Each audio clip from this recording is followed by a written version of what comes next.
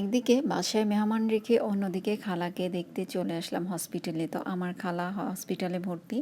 তো আমি সেখানেই চলে আসছি। তো আসসালামু আলাইকুম, কেমন আছেন সবাই? তো বাচ্চারা সবাই বিরিয়ানি খাবে বলতেছে। তো বিরিয়ানি রান্না করতেছি। আর আমি বিরিয়ানি রান্না করলে তো সব কিছুই একটু আগে থেকেই গুছিয়ে টুছিয়ে তারপরে নেই। কারণ আমি যেভাবে বিরিয়ানিটা রান্না করি সেভাবে যদি বিরিয়ানিটা না হয় তাহলে আমার আর রান্না করতেও ভালো লাগে না, খেতেও ভালো লাগে না। তো যাই হোক, বাচ্চাদের জন্য একটু রান্না করে দিচ্ছি।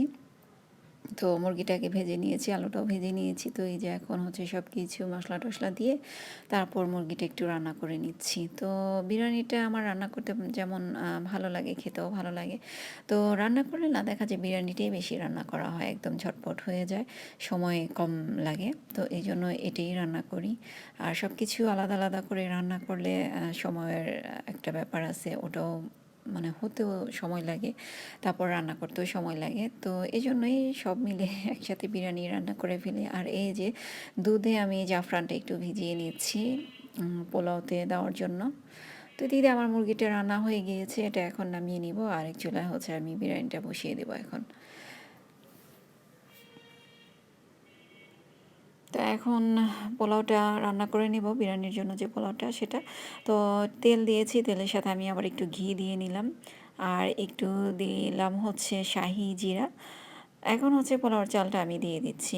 আর এই পোলাওটা রান্না করতে আমি আর কোনো পেঁয়াজ ইউজ করি না। তো মুরগির সাথে যা যা দিয়েছি সেটাই, আর এখন কোনো কিছুই দিব না। তো এই যে আমার পোলাওটা হয়ে গিয়েছে, এখন এর থেকে আমি অর্ধেকটা উঠিয়ে রেখেছি, উঠিয়ে রেখে তারপর এখন একটা লেয়ার করে নিব। তো আমি এভাবেই বিরিয়ানিটা সবসময় রান্না করি, আর আমার কাছে এভাবে খেতেই ভালো লাগে।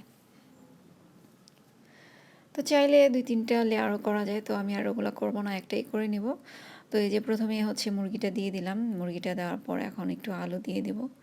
আর আলুটা দিলে আমার বিরিয়ানিটা খেতে ভালো লাগে, আর তাহাও খুব পছন্দ করে আলু দিলে, যার কারণে আলুটা দিতে হয়। তো এখন কাঁচামরিচ, পেঁয়াজ, বেরেস্তা এগুলো একটু দিয়ে নিলাম। তো আরও অনেক কিছুই দেওয়া যায় দিলে, দেওয়ার তো আসলে শেষ নেই। তো আমি একদম শর্টকাটে যেভাবে রান্না করা যায় সেভাবে রান্না করে নিলাম। তো আমার যেগুলো একদম সিম্পলভাবে দেওয়ার ছিল সেগুলোই দিয়ে নিলাম। আর এখন হচ্ছে ওপর দিয়ে আমি পোলাওটা ছড়িয়ে দিলাম একটু। এখন এটাকে আমি দমে রেখে দেব। তো এইভাবে এটাকে আসলে বলে ওই যে কি পাক্কি বিরিয়ানি, সেটাই। এটা হচ্ছে আবার পাক্কি বিরিয়ানি রান্না করলাম আজকে। আর দম বিরিয়ানি যেটা, সেটা তো সব কিছুই কাঁচা দিয়ে দমে দিতে হয়, কাচ্চি যেটা। আর এটা হচ্ছে পাক্কি বিরিয়ানি। তো পাক্কি বিরিয়ানিটাই আমার বেশিরভাগ রান্না করা হয়। তো এখন হচ্ছে একটু আমি যে ফুড কালার সেটা দিয়ে দিয়েছিলাম উপরে।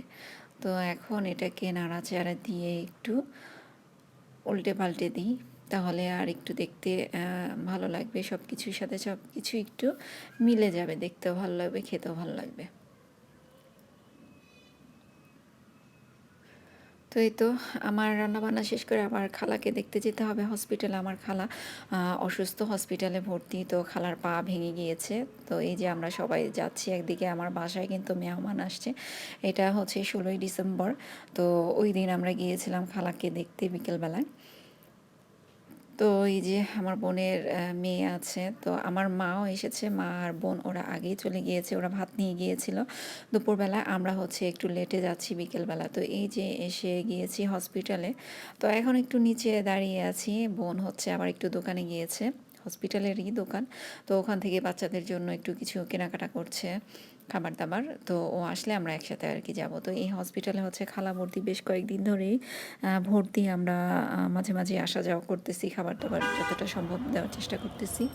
তো এখন হচ্ছে আবার বাসায় চলে যাচ্ছি, দেখা দেখা শেষ। তো আমার মা আর বোন বাচ্চাদেরকে নিয়ে চলে গিয়েছে। আর আমার বড় মেয়ে এসে, ও হচ্ছে যেহেতু 16ই ডিসেম্বর বিকেলে একটু বান্ধবীদের সাথে বের হয়েছে, তো আমাদেরকে বলতেছে আম্মু তুমিও আসো, যেহেতু ওর বান্ধবীর মারাও এসছে, তো আমাকেও যেতে বলতেছে। তো আমি আবার তাহাকে নিয়ে ওখানে যাব বলে একটু বেলি রোডে নামছি।